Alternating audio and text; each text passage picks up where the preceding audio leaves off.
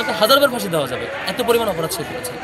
যে কেউ ফেসিবাদ হয়ে উঠতে চাইলে, ফেসিবাদ হয়ে উঠতে পারলে যে পার পাওয়া যাবে না এই বাংলাদেশে, তাকে যে চূড়ান্ত পরিণতি ভোগ করতে হবে, এটা ঐতিহাসিক শিক্ষা।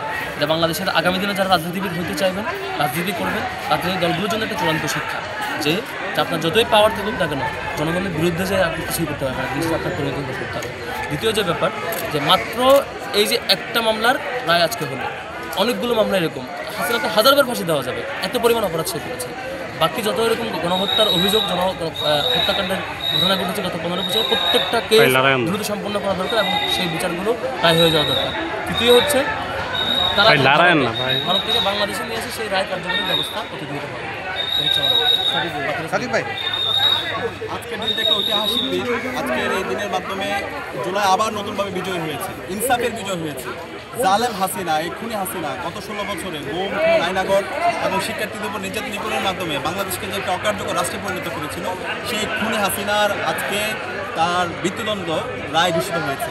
এই বিজয়টি বাংলাদেশের সকল মানুষের, আজকের এই খুনি হাসিনার যে রায় ঘোষণা হয়েছে, এই রায়ের জন্য গত 1 বছর ধরে বাংলাদেশের সকল মানুষ অপেক্ষা করছিল।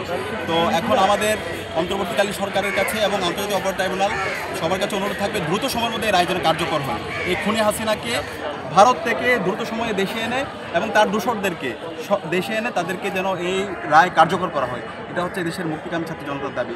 একই সাথে আমরা আজকে রায়ের আরেকজন যিনি অপরাধী ছিল, সাবেক পুলিশের আইজিপি চৌধুরী আব্দুল্লাল মামুন, ওনাকে 5 বছরের কারাদণ্ড দেওয়া হয়েছে, যেটা তার যে অপরাধের মাত্রা, সেই মাত্রা অনুযায়ী তার উপর যে ন্যায্য বিচার সেটা আমরা মনে করি সেটা নিশ্চিত হয় নাই। আমরা অনুরোধ করব এই রায়টা আবার যেন রিভিউ করা হয়, কারণ শহীদ পরিবার তার নির্দেশেই, তার নেতৃত্বেই এখানে আমাদের ঢাকা থেকে শুরু করে সারা দেশেই আমাদের ভাই বোনদেরকে তারা পঙ্গু করেছে, হেলিকপ্টার থেকে গুলি করেছে, রিয়াগুবকে আবার হারিয়েছে।